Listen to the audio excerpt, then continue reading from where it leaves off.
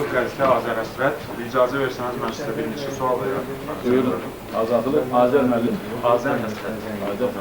Oldu Azər. Birincisi deyəsən, siz bəyanatınızın azadlıq sağlıq qəzetində işıqlandırılmasını istəmirsiniz.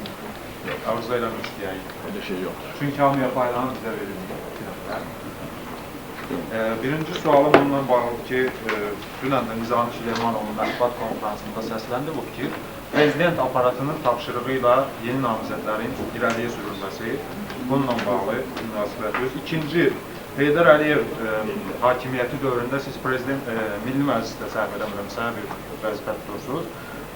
Əgər hakimiyyətə gələrsinizsə, prezident seçilərsinizsə, Heydər Əliyevə hansı vəzifəni verəcəksiniz? Üçüncü də bu ölkədəki rüşvətxorluq, tayfabazlıq və Qarabağın qurtulması məsələsidir. Çox sağ olun. Keçmişinə daş atanı gələcək topa tutar. Mən Amerikada olmuşam bu yaxınlarda bir ay yarımından əvvəl. Orada mən demək tərcüməçilər vardı. Moskvadan gələn yerlilər rus dilinə qəşəng tərcümə edirlər.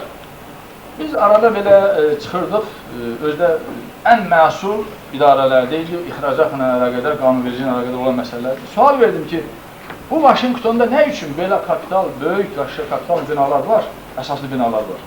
Amma hündür deyil. Dedilər, axı Vaşinqtonun məbədinin hündürlüyü cəmi 187 metrdir. Yəni 208 il bundan əvvəl Amerikanın birinci prezidenti olan Vaşinqtonun məbədindən hündür biz Vaşinqtonda bina tikmirik. Özümüz də bəyənmir yolları, deyirik ki, nə bilim, belə xalqdır. Yox, onlar öz prezidentlərinə, öz xalqına, onların həm prezidentləri xalqına, xalqı da prezidentlərinə həmişə sadiq olmuşdur. Və hesab edirəm ki, mən Azərbaycan Sosial Rifah Partiyasının Ali Məclisi, Heydər demək, hakimiyyətə gəlsək də, gəlməsək də, zaman ha vaxt gətirsə, yenə də Heydər Əliyev cənablarının Azərbaycan xalqı qarşısındakı böyük, yüksək xidmətləri daimi qiymətləndirilməlidir, öz yerini tapmalıdır və hesab edirəm ki, layiqincə yerini tapmalıdır. Yəni, hər bir adam öz yerini tapmalıdır. Öz yerini, hər bir adam xidməti öz yerini tapsa, bu daha ədalətli olar, daha düzgün olur. Ədəbiyyatda qəzetdə siz də oxumuşsunuz, məndə də var, kim oxumaq istəyirsə, gəlsinlər, mən göstərdim. Erməni xalqının liderlərindən biri, vaxtilə Heydər Əliyev cənabları ilə cınaq-cınağa, çiyin-çiyinə işləyən Karen Dəmirçiyan deyir ki, ey mənim sevimli erməni millətim, bir neçə cümlələrdir, indi mən istəyirəm onları bir neçəsini olduğu kimi sizə deyəm. Biz həlli mümkün olmayan çətin bir işdən yapışmışıq. Bir neçə cümlələr var, vaxtınızı almıram. Deyir, Azərbaycan xalqı, deyir, özdə biz nə qədər təxribat eləmişik, cəhd göstərmişik, o özünün çeks məharəti ilə bütün çətinliklərdən çıxıbdır, Heydər Əliyev edir. Azərbaycan xalqı özünün ən çətin günündə onu Bakıya dəvət edəcək və bununla da bizim Türk dünyası haqqında bütün fikirlərimiz uçaq çıxacaqdır. Ona görə də mən öz fikirlərimlə yanaşı, düşmanımızın da fikrini deyirəm. Deyir, özünü tanımaq istəyirsənsə, düşmanın gözü ilə özünə bax. Hüseyin, mən üzr istəyirəm, siz konkret cavab vermədiniz, mənim sualım. Prezident aparatının məsləhəti olunmur.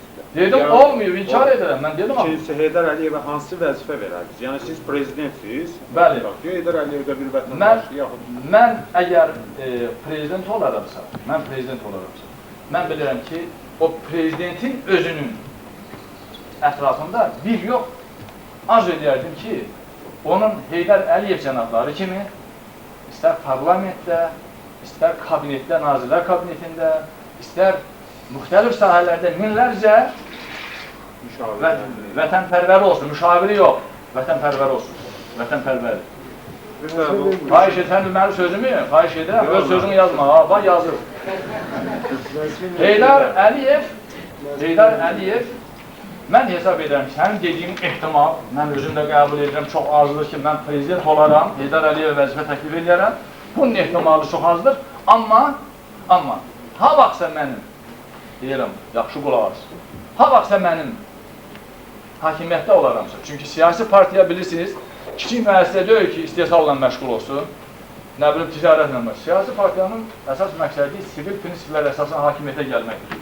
Hal-hasa Sosial Rifah Partiyası hakimiyyətə gələrsə, Heydər Əliyev yenə də bayaq dedim, onun abidəsi, əgər 1000 illər də bundan sonra mən deyirəm, sağlığında da deyirəm, indi də deyirəm, onun abidəsi Azərbaycan xalqının Bakının ən yüksək yerlərində əbədi olaraq qalmalıdır, ona hamı ehtiram eləməlidir. Onun xidmətləri buna layiqdir. Sizə birinci sualım belədir. Siz bayaq dediniz ki, Dəmirçiyan Heydər Əliyev haqqında özünüz dediniz 5-ci cümləsini fikir söyləyib və dediniz ki, düşmənin də gözü ilə baxmaq daha yaxşıdır. Bəli. Mən indi sizə belə bir sual verirəm ki, düşmən gözü ilə baxıb, düşməndirsə bu adam bizi aldada da bilər də öz gözündə. Bizi aldada bilməzmi? Yəni o fikirlərimdir. Yenə sualınız var. Olacaq, yəni istəyəm konkret olsun. Konkret olaraq o düşman bilsəydi ki, o hansı arxivdənsə bizim gəlib əlimizə çıxacaq, onu deməzdi. Onu öz daxilində demişdir, müxtəlif yollarına gəlib bizim əlimizə çıxacaq. İkinci sualın belədir ki, Yəni sizdən fikri mən təksib edirəm, onu demək.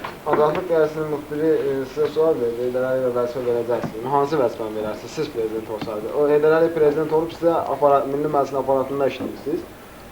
Siz prezident olsanız Heydər Əliyevə nə vəzifə verərsiniz? Buna cavab vermədiniz. Konkret olaraq hansı vəzifəni verərsiniz? Konkret olaraq mən sizə cavab verirəm ki, bunu həyat, tarix göstərər. Bəli. Vəzifə verməkdən bunun məsələsi. Olmadı da bu yenə də.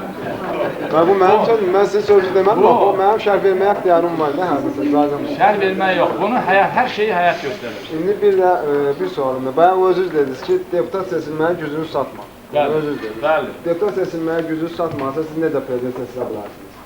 Sualıma cavab verərdiniz. Mənim əzizim,